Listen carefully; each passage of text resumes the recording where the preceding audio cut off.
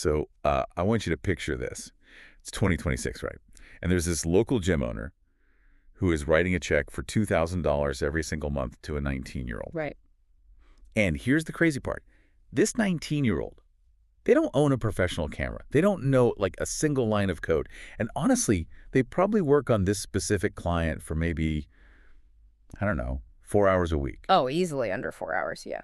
And the absolute wildest part of this whole scenario is that the gym owner is getting a total bargain, like an absolute steal. Which is just, it completely shatters the entire traditional concept of what building a business is supposed to look like, doesn't it? I mean, the old model was so rigid. Oh, You know, you needed a commercial loan, you needed heavy machinery or like a prime piece of real estate downtown, yeah. and a massive payroll just to even open your doors. The barrier to entry was always capital. If you didn't have money, you couldn't make money. Exactly.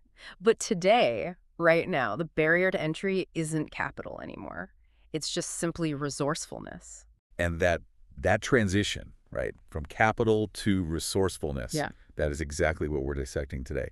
Welcome to the Deep Dive, everyone. We are looking at a highly specific, really actionable roadmap. The mission today is to guide a complete beginner toward building a successful, profitable business using AI. And we really need to emphasize the complete beginner part. Yes, absolutely. I want to set the baseline reality for you listening right now. You do not need to be a programmer to do this. Right? You don't need some fancy computer science degree. You definitely don't need $1 million seed round from Silicon Valley. Literally, all you need is a laptop, a decent internet connection, and just the willingness to actually learn the mechanics of a few specific tools. Because the defining metric for success in this entire landscape, it isn't your IQ, it's action. Yeah. We see this huge phenomenon right now where people spend hundreds of hours just passively watching tutorials. Oh, the tutorial loop. It's a trap. It's a huge trap. They try to absorb every single minor software update, just waiting until they feel, ready.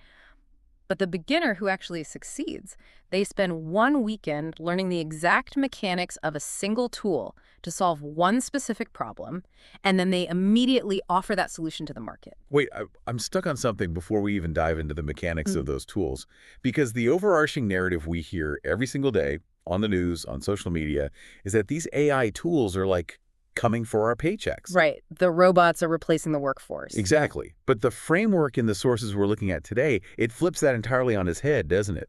It frames AI not as this massive job killer, but actually as the ultimate engine for creating solo entrepreneurs out of just everyday people. Yeah, and that fear, it just stems from a total misunderstanding of what AI actually is. I mean, AI itself does not make people rich. Right. And it certainly doesn't run companies by itself. Sitting in front of a screen and just generating random images or a funny poem, that's a hobby. That is not a business. A fun hobby, but yeah, not paying the bills. Exactly. A business is created when you apply that technology to solve a very real, very painful problem for a client. The technology is just a lever. You as the entrepreneur, you still have to be the one to actually identify the friction point, position the lever, and, pull it. That is the perfect launch pad for us. So our mission today is to walk you through exactly what these levers are and exactly how to pull them. We're breaking down 10 specific AI business models that have proven tangible earning potential for absolute beginners. And they're categorized into 4 evolutionary phases. Yes, 4 phases. And we're starting right where every beginner should start, which is where the money's already flowing. Which means we are stepping into the world of done-for-you marketing services. I mean, if you are starting from absolute zero, you want to offer a service that businesses already know they desperately need. You don't want to convince them they have a problem. Never. You never want to be in the position of educating a market on why they should want your product. It's too hard. You want to tap into a starving crowd. And right now, basically every local and digital business is just starving for attention. So that brings us to idea number 1 on the roadmap, the AI content creation agency. Let's look at the reality of, say, a local dentist or maybe a boutique real estate agent. Okay. They know they need weekly blog posts to rank on Google. They know they need engaging email newsletters so past clients don't forget they exist.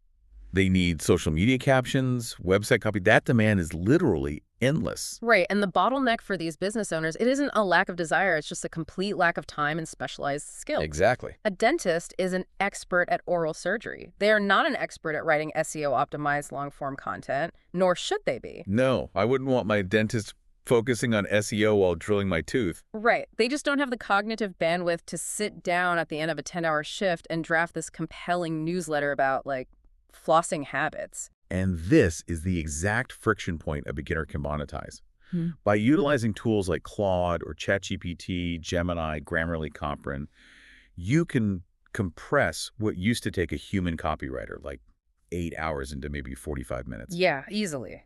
But to make this work, the strategy requires immediate, ruthless focus. The source is very clear on this. You cannot launch as a general AI writer. You have to niche down on day one. Because niching down is how you command premium pricing. If you just go out there and say, I use AI to write blogs, you're competing with 1 million people on Fiverr charging $5. It's a race to the bottom. Exactly. But when you say, I create high-converting, high-PA-compliant email newsletters specifically for orthodontic practices, boom, you instantly separate yourself. Oh, that's so specific. High PA-compliant newsletters. Right, because then you learn the specific vocabulary of that industry. You learn their unique pain points like patient retention or how to upsell Invisalign, and then you tailor your AI prompts to address those exact issues. Let's actually walk through the execution of this for a beginner. So you've picked your niche, orthodontists, but you don't have a portfolio. You've literally never had a client. Which is terrifying for a beginner. Right. But the strategy here is the classic show don't tell.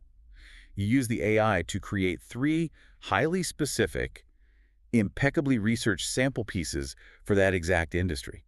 So you do the work before you even have the job. Exactly. You find local orthodontists on LinkedIn, or you pull their public contact emails, and you just send them a custom sample completely for free. I love that. You're just removing all the risk for the buyer. When they see the actual quality of the work sitting in their inbox, the conversation shifts. It goes from who are you to how much to do this every week. And the earning potential for a beginner here realistically sits between $200 and $500 per client per month. Which adds up fast. It does. Securing just 5 clients builds a recurring revenue base of up to $2,500 a month. But we have to address the massive trap here, because it's not foolproof. The biggest mistake a beginner will make, and it will kill their agency literally overnight, is treating the AI like an absolute authority. Oh, yeah.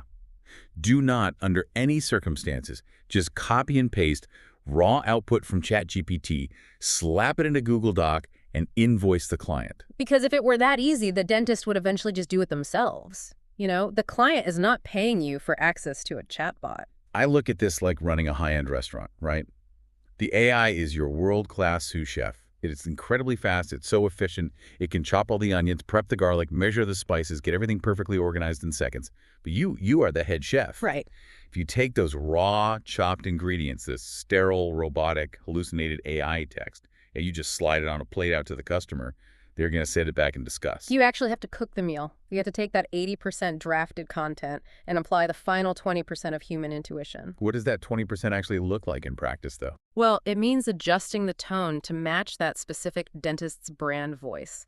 It means manually injecting local references that the AI wouldn't possibly know, like mentioning the high school football team the clinic sponsored. Oh, that's smart. That makes it feel real. Exactly.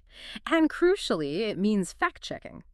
Language models are basically just predictive text engines. They will confidently invent a medical statistic if you don't constrain them. So your value as a business owner is in the quality control and the strategic alignment, not the raw generation. Okay, so let's pivot from the written word to the visual space, because this is an incredibly natural upsell. You're writing the blog posts for the dentist, and inevitably they say, hey, can you add a good picture to this? And boom, you're in a new service tier. Right. Which leads to our second model, the AI graphic design studio. Traditionally, offering professional graphic design meant spending, 4 years in art school learning color theory? Yeah, and then mastering the incredibly dense interface of Adobe Illustrator or Photoshop, which takes years. But the mechanics of asset creation have been entirely democratized now. Tools like Midjourney, Adobe Firefly, Canva AI, Leonardo AI, they allow someone with zero traditional drawing ability to render photorealistic images or complex vector graphics. But again, the business model isn't, I will type prompts for you. Nobody pays for that. The business model is solving a specific visual problem faster and cheaper than a traditional agency. And again, the magic is in the hyper-specific niche. You become the premium YouTube thumbnail designer for personal finance creators, or maybe the Instagram carousel architect for fitness coaches. Let's take the YouTube thumbnail example because the stakes there are so high. A creator might spend 30 hours filming and editing this massive documentary-style video, but if the thumbnail doesn't get a click. Those 30 hours are completely wasted. The algorithm buries it. Exactly. They desperately need visual impact. But that brings up the psychological hurdle most beginners face here, right? Imposter syndrome. How on earth do you pitch a massive YouTuber if you have never had a single paying client? This is my favorite part of the source material.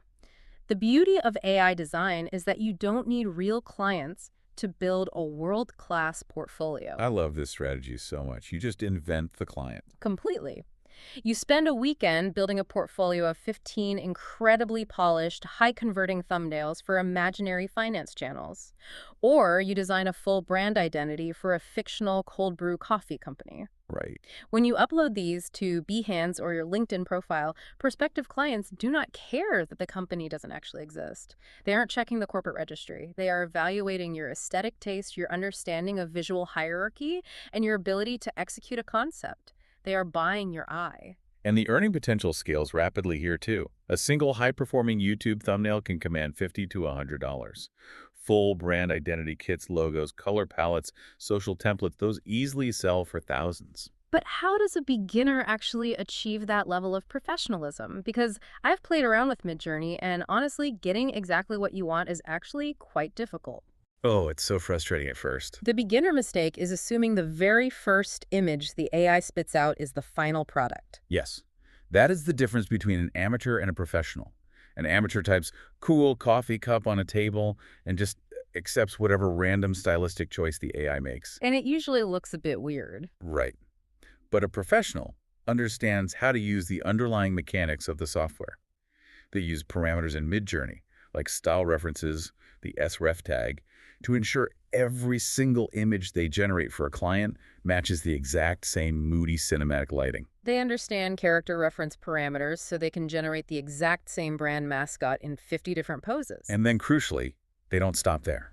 They take that raw generation and they bring it into a tool like Canva or Photoshop to add the typography, color correct it to match the client's specific hex codes, and refine the layout. Right, the AI provides the base clay, but the human still has to sculpt the final statue. Beautifully put. So the progression from static images to motion is the inevitable next step for a beginner capturing attention for clients. This brings us to idea number 3, the AI video production service.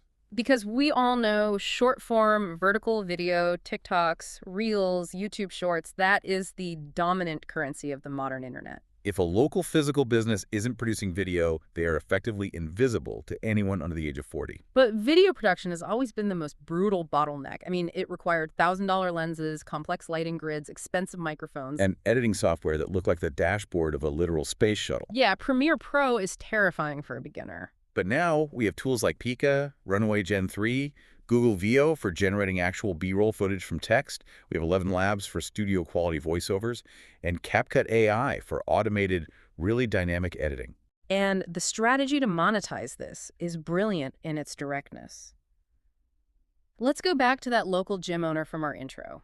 They want to show off their new equipment, maybe the energy of their spin classes on Instagram, but they do not have the budget for a full-scale commercial production crew. So a beginner can literally just walk into that gym, take a few basic shots on their smartphone, run that footage through an AI enhancer, use Runway to generate some hyper-stylized transition clips. Use 11 Labs to narrate a high-energy script that was written by Claude. Yes, and then use CapCut to cut it perfectly to a trending audio track. You do this once, totally for free, and you send it to the gym owner. When they post it and they see the engagement spike, that's when you pitch them a monthly package. You say, I'll deliver 4 of these a month for $1,000. Okay, but let's address the skepticism a listener might have right now, because I know what people are thinking. What's that? If Pika and CapCut are literally just apps you can download on an iPad, why wouldn't the gym owner just fire the 19-year-old, tap the generate button themselves, and save $1,000 a month? It's a fair question, but the answer is because the gym owner is drowning in the reality of running a physical business. They don't have time.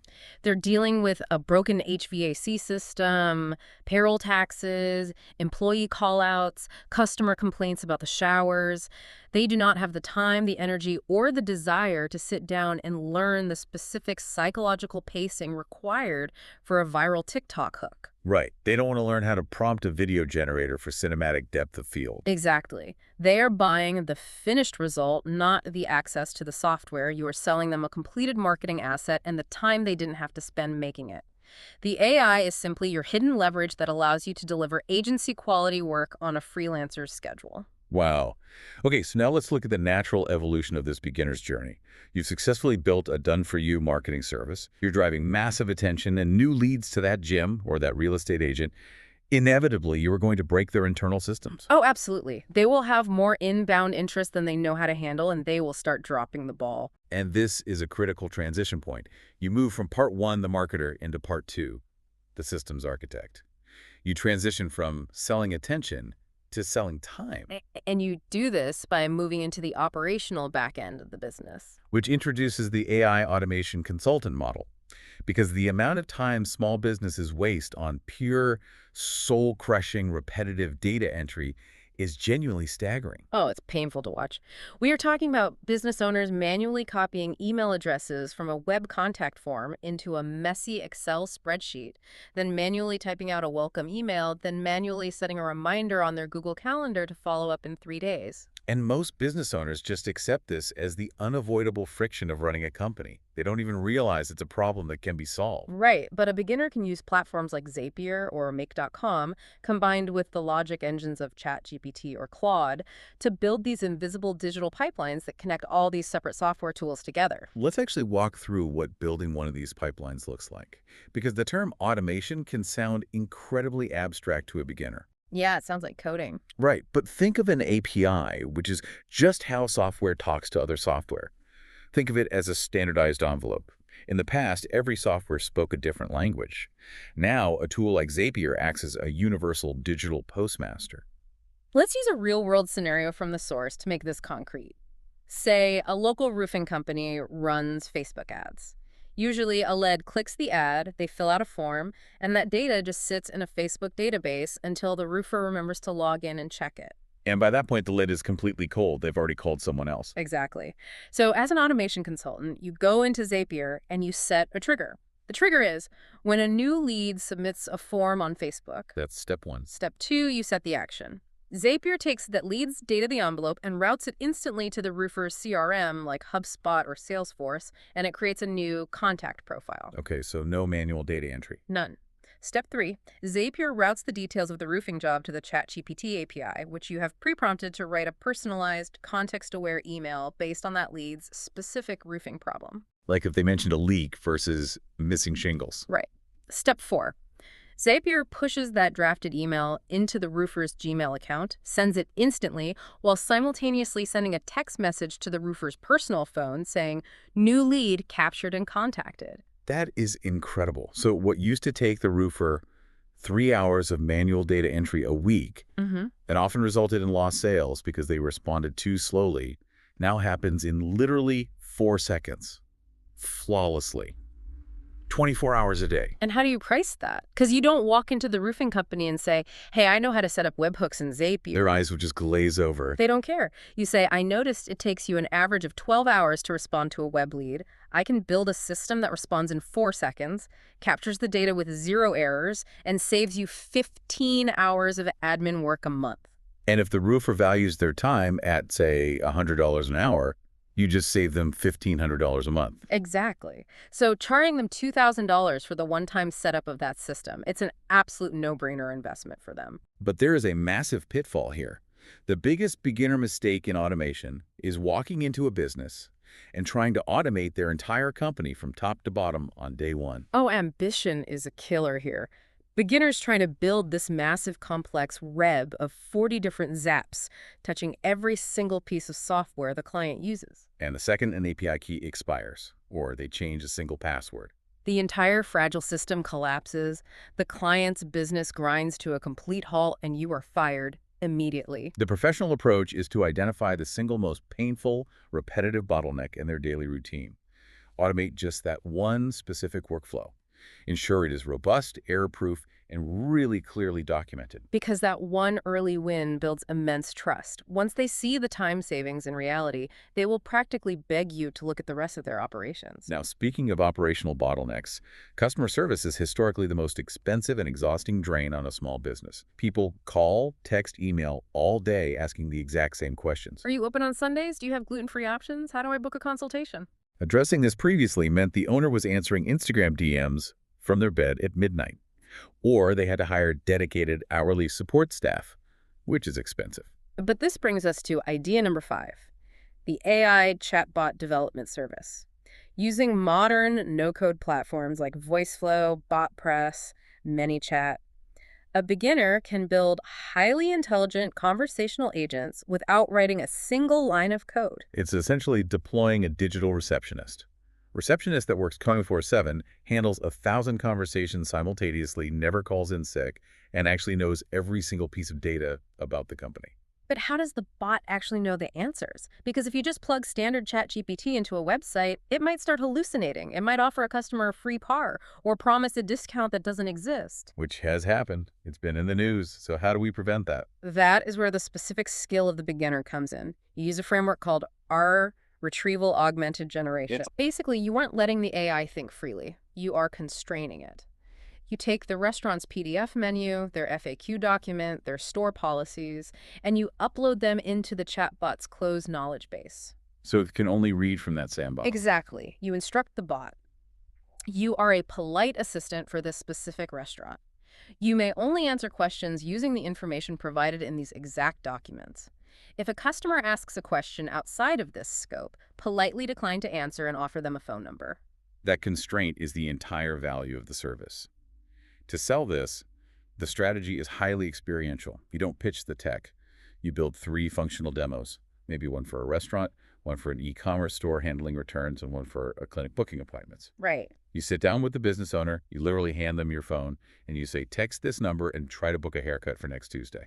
And when they experience the speed and accuracy of the bot parsing natural language, checking a connected calendar, and confirming the appointment without any human intervention, the service just sells itself. But beginners ruin this by over-engineering, don't they? Constantly.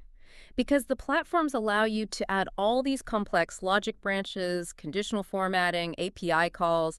Beginners try to make the bot do everything. They try to give it a quirky personality, make it tell jokes. Or they force the user through a 10-step interactive quiz just to get a simple answer, which is infuriating for the end user. If I am on a website trying to find out if a store has a specific shoe in a size 10, I don't want to navigate a labyrinth of clever banter with a cartoon robot. No, I want a binary answer instantly, yes or no. The most valuable chatbots are ruthlessly focused on solving the user's immediate problem with the absolute least amount of friction possible. Keep it simple. Okay, so far we've focused entirely on B2B, business to business. But a lot of people listening probably want to build businesses that empower everyday individuals directly. Right. They want to go straight to the consumer. Exactly. Which transitions us into part 3 of our roadmap, the knowledge and empowerment economy. This is the direct-to-consumer, or D2C space, where AI allows a single beginner to scale their knowledge to the masses. A prime example of this is the AI resume and career services model. The modern job search is a brutal, opaque process right now. Millions of highly qualified individuals send out hundreds of resumes and receive absolutely nothing but automated rejection emails. They're getting filtered out by the robots before a human eye ever even sees their application. Precisely. They are failing the applicant tracking systems, or ATS. These are basically legacy software systems used by HR departments to scan and rank resumes based on keyword density and semantic formatting. Let's actually look at the mechanics of why these resumes fail. Because it's heartbreaking. A job seeker goes into Microsoft Word, they use a fancy template with 2 columns, a really nice sidebar, and they save it as a complex PDF. Because they think it looks highly professional. Right. But when they upload it to the ATS, the parser software reads text purely from left to right. It completely ignores the column dividers. So it scrambles their contact info with their job history, spits out a garbled mess of data, and the system automatically rejects them because it literally can't find the required keywords in the right sections. It is a mechanical failure, not a qualification failure. And a beginner armed with AI can completely solve this for them. Wow. You spend one weekend learning exactly how these parsers work. You learn that ATS prefers plain text, standard single column formatting, and a really high semantic match with the job description. Then, using tools like ChatGPT, Teal, and Grammarly, you help the job seeker bridge that gap. So you take their existing, poorly formatted resume, you feed the specific job description they want into Claude or ChatGPT, you ask the AI to analyze the job description for core competencies and missing keywords. Right. Then, you use the AI to help rewrite the client's bullet points to naturally integrate those keywords while translating the document into an ATS-friendly single-column format. The strategy to actually acquire clients in this highly vulnerable, stressful space is to lead with undeniable value. You don't just start pitching paid packages. You go onto LinkedIn, you find people posting about being laid off, and you offer a free, no-strings-attached resume review. You say, send me your current resume and the link to the job you want. I will give you 3 specific changes to make to get past the ATS. You give them the mechanical fixes for free. When they make those changes and suddenly get a phone screen after months of absolute silence, you have built absolute trust. And they will gladly pay $50 to $300 for your premium package, which might include a custom cover letter generator prompt, a fully overhauled LinkedIn profile, and maybe AI-generated mock interview questions tailored to that specific company. But of course, there is a critical mistake beginners make here, which is relying on the AI to do the thinking rather than just the formatting. The temptation is to use a cookie-cutter approach. You take their job title, you punch it into ChatGPT, and you generate a sterile, generic list of duties, like responsible for managing a team and increasing sales. Which might pass the robot. But when it finally lands on the desk of a human hiring manager, it puts them straight to sleep. Exactly. Personalization is your core value proposition here. You must use the AI to optimize the structure, but you have to interview your client to extract their unique, quantifiable achievements. You have to ask them, okay, how many people did you manage? By what exact percentage did you increase sales? What was the budget of the project you saved? You take those specific human metrics and you use the AI to weave them into powerful outcome-based bullet points. This theme of structuring human knowledge leads perfectly into our next D2C idea, the AI-powered online course business. If you have deep expertise in literally anything advanced Excel modeling, organic gardening, postpartum fitness, or even how to use AI for real estate, you can turn that knowledge into a scalable digital asset. Now, previously, the barrier to creating a course was the sheer weight of the production process. I mean, outlining a curriculum, scripting the video lessons, designing cohesive presentation decks, filming, editing. It took hundreds of grueling hours before you even knew if anyone wanted to buy the thing. AI just obliterates that production timeline. You can sit down with ChatGPT and say, I want to teach a course on advanced Excel pivot tables for financial analysts. Here are the core concepts I want to cover. Generate a modular 6-week curriculum outline, and it builds the structure in seconds. Then you can take that outline and plug it into an AI design tool like Gamma, which instantly generates a beautifully formatted 60-slide presentation deck. And what if you hate being on camera? Because a lot of people do. If you suffer from camera shyness, you can use a platform like Synthesia to generate a photorealistic AI avatar to present the material and narrate it with a voice cloned in 11 labs. The production bottleneck is entirely gone. But then this is perhaps the most important realization in the entire direct-to-consumer space. People do not buy information. No, never. They buy transformation. We live in an era of infinite free information. I can find a tutorial for literally anything on YouTube. People pay for courses because they are drowning in the unstructured chaos of that free information. They are paying you to curate a specific step-by-step path that takes them from their current state of frustration to their desired state of mastery. The AI can build the slide deck, but you, the human, must provide the transformational insight. Which highlights the most devastating beginner mistake in the course creation industry, building the product in a vacuum before validating the market demand. Oh, I see this constantly. Someone spends 3 months locked in their bedroom, secretly designing a massive 40-module masterclass on a highly obscure topic. They finally launch it and absolutely 0 people buy it. They blame the algorithm. But the truth is, they never actually asked the market what it wanted. It's tragic. So how does a beginner actually validate demand before building? And don't say asking friends and family. Oh, friends and family are the worst people to ask. They love you, so they will lie to you to protect your feelings. They will say, oh, wow, that sounds like a brilliant idea. But when you send them the actual payment link, They will suddenly be very busy. Validation requires interacting with potential, paying strangers. You have to find where the friction actually lives. Yes. You go into niche Reddit communities, Facebook groups, or LinkedIn forums dedicated to your topic. Mhm. You observe what questions are being asked repeatedly. What are people visibly struggling with? Once you identify the pain point, you do not build the massive course. You offer a tiny paid solution. You test the willingness to pay. Exactly. You set up a simple landing page using a tool like Stripe or Gumroad. You say, I am hosting a live 1-hour masterclass next Thursday on exactly how to solve this specific Excel problem. It costs $20. And then what? If people open their wallets and buy a ticket, you have validated demand.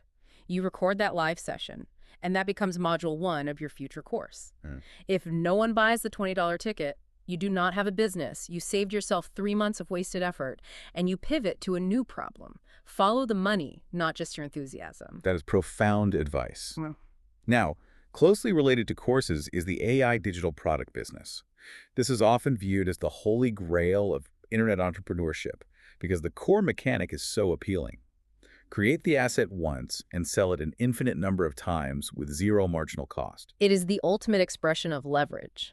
We're talking about highly specialized digital tools, ebooks, printable daily planners for ADHD, a complex budget tracking templates in Google Sheets, entire customized workspaces built in Notion, or curated libraries of hundreds of tested ChatGPT prompts for specific industries like marketing or coding. And the speed at which you can conceptualize and generate these high-quality digital products using AI tools is staggering. But the strategy for success relies entirely on solving a micro problem for a macro audience. Let's use a Notion workspace as an example. Yeah. You don't want to build a generic life planner. There are a million of those on Etsy. Nobody wants another generic life planner. Exactly. You want to use SEO research tools like Ahrefs or SEMrush to find long-tail search queries. And maybe you discover that thousands of freelance wedding photographers are searching for a way to track client invoices and shoot schedules in one place. So you build a hyper-functional, brutalist Notion template specifically designed for the exact workflow of a wedding photographer. You use AI to generate sample data to make it look active. You use Canva to design the marketplace mockups, and you list it on Etsy or Gumroad. The trap here is what I call the artist's dilemma. The beginner mistake is creating what you personally find aesthetically pleasing or interesting, completely divorced from what the market is actively typing into search bars. Right. You might love abstract watercolor designs and spend weeks making a beautifully aesthetic daily planner. But if your target market is stressed out project managers, they don't care about the watercolors. They want a stark utilitarian system that integrates directly with their Google Calendar. You must separate your personal aesthetic preferences from market demand. You build what they are searching for, not what you wish they were searching for. Okay, we are now entering the fourth and final phase of our beginner's roadmap. We've explored local marketing, back-end operations, and direct-to-consumer digital products. Now we examine the meta AI economy. This is the business of servicing the booming AI and creator ecosystem itself. It's the classic strategy from the 1849 gold rush. The people who made the most reliable money weren't the ones panning for gold. They were the ones selling the shovels and the pickaxes to the miners.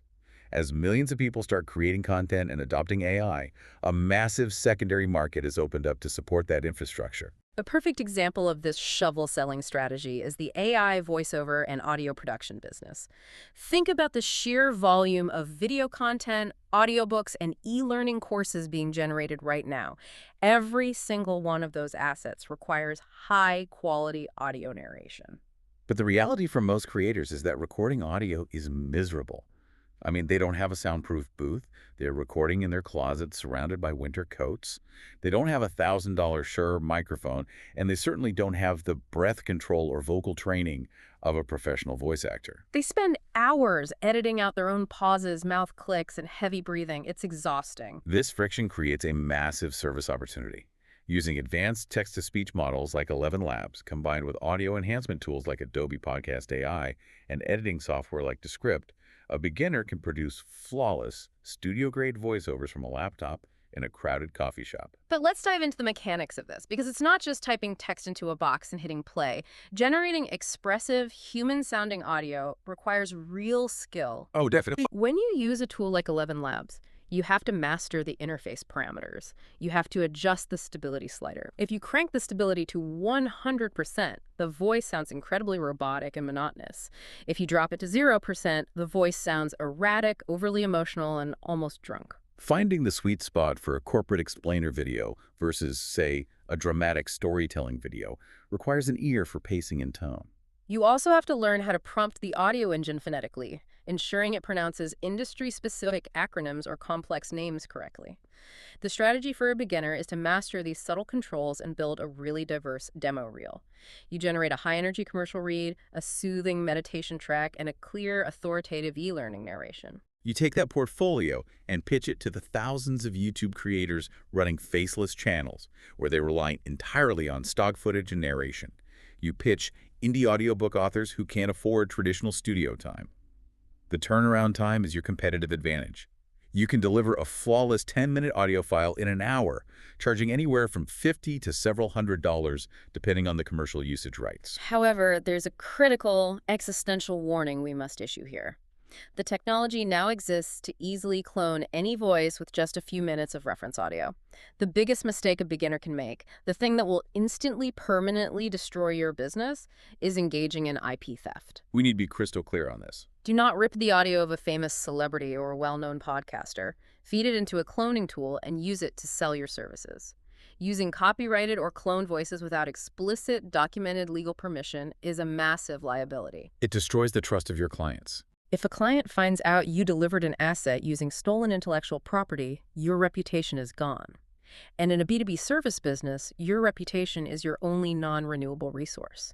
You must rely exclusively on legally cleared, commercially licensed synthetic voices provided by the platforms, or legally contract individuals to clone their voice with written permission. Do not play games with intellectual property. Play the long game. Now, saving what is widely considered the highest profit margin opportunity for last, we arrive at the final idea: the AI consulting and training business. As this technology rapidly reshapes the economy, traditional businesses are experiencing a profound sense of anxiety. The mid-sized law firms, the regional manufacturing plants, the established accounting firms, they know they need to adopt AI to stay competitive, but they're completely paralyzed by the noise. They don't know where to start, and they are terrified of doing it wrong and leaking confidential data. They need a guide. If you can bridge the gap between the complex technology and their daily workflows, you can build an incredibly lucrative consulting practice. You teach their teams how to use tools like ChatGPT Enterprise, Claude, Microsoft Copilot, or specialized industry AI safely and productively. But I have to step in here on behalf of the beginner listening. Let's hear it. The title AI consultant sounds incredibly heavy. If I'm a beginner who just started taking this seriously 3 months ago, the idea of walking into a law firm that has been operating for 30 years and calling myself a consultant feels like pure fraud. I imagine the imposter syndrome would just be paralyzing. I'd almost rather call myself a workflow assistant just to avoid setting off alarm bells. That is a very natural fear, and it points directly to the biggest mistake beginners make in the consulting space. They try to position themselves as technical masters. They think they need to walk in and explain the underlying mathematics of transformer models or neural network architecture. They try to sound like OpenAI researchers. Which is exactly what the client does not want. Business owners do not care about the technical jargon. They care about business outcomes. You do not position yourself as a theoretical expert. You position yourself as a practical implementer. The strategy for success here is beautifully counterintuitive. You do not need to know everything. You do not need to master 50 different AI applications. You just need to be highly skilled in 2 or 3 core tools. Exactly. You become an absolute power user of ChatGPT and Notion, for instance. You figure out exactly how to use those tools to solve specific operational problems. To get clients, you don't pitch your vast knowledge, you pitch documented results. You offer to host a free 1-hour introductory workshop for a local real estate brokerage during their lunch hour. So you walk into that room of agents, hook up your laptop to the projector, and you say, I'm going to show you exactly the prompt framework I use to take a list of bullet points about a property and turn it into a fully formatted, SEO-optimized MLS listing and 3 Instagram captions in under 30 seconds. You show them the reality of the workflow. When the agents see a task that usually takes them an hour completed in 30 seconds, the dynamic completely shifts. If you can save a team of 10 agents 5 hours a week each, You have just recovered 50 hours of billable time for that brokerage. To them, you are not an imposter. You are an absolute expert because you are the bridge between the intimidating technology and their practical daily reality. I want to highlight that sentence. Where? If you can save them time, you are an expert to them. It totally shifts the perspective. You don't have to be the smartest AI researcher in the world. You just have to be 3 steps ahead of the person you are actively helping. And you must possess the willingness to guide them over the hurdles you've already cleared. That is the essence of modern consulting. It is applied, operational knowledge, delivered clearly and effectively. Let's synthesize this massive roadmap we've just navigated. We have deep dived into 10 distinct, viable business models for the complete beginner. We started in the marketing trenches with done-for-you content creation, graphic design, and video production. We moved into the operational backend, architecting automation systems and customer service chatbots. We scaled individual knowledge directly to consumers through ATS resume optimization, validated online courses, and search-optimized digital products. And finally, we explored servicing the ecosystem itself via legal audio production and practical AI consulting. It is a vast landscape, but there is a singular unifying thread that connects every single one of these models. Whether you are leaning into creative design, technical systems, or interpersonal consulting, the absolute prerequisite for success remains identical. It all comes down to taking action. Taking action. The greatest opportunity in this technological shift isn't gaining access to the most expensive, exclusive software. The tools are essentially free and available to everyone on Earth. The true opportunity is identifying a real-world friction point, applying the tool to solve it, and delivering undeniable value to a client. The interfaces will change. The models will get faster, they'll get cheaper and more capable. But the fundamental physics of business solving painful problems in exchange for money will never change. The ultimate takeaway for you listening right now is this. You do not need to master the entire AI ecosystem. You only need to master the one specific tool that allows you to solve one specific problem for real people today. Which leaves us with a fascinating macroeconomic question to consider as we wrap up. Go back to that empty dirt lot metaphor from the very beginning. The barrier to entry has vanished. You have the tools in your backpack. If this technology continues to lower the barrier to entry at this astonishing rate, if it empowers a single dedicated 19-year-old to execute the workload of what used to be an entire agency's marketing, video, and operations department, what does the very definition of a company look like as we approach 2030? Are we moving toward a future where the traditional corporate monolith with its layers of middle management and massive overhead just becomes entirely obsolete? It forces you to wonder, are we transitioning into a global economy that isn't dominated by massive, rigid corporations, but is instead a decentralized network of millions of hyper-empowered, one-person micro-agencies all just dynamically trading AI-assisted services with one another? It completely redefines what scale, leverage, and entrepreneurship mean for the individual. It really does. Thank you for diving deep with us today. Look at this roadmap, pick just one idea that resonates with you, learn the mechanics, and take action this weekend. See you next time.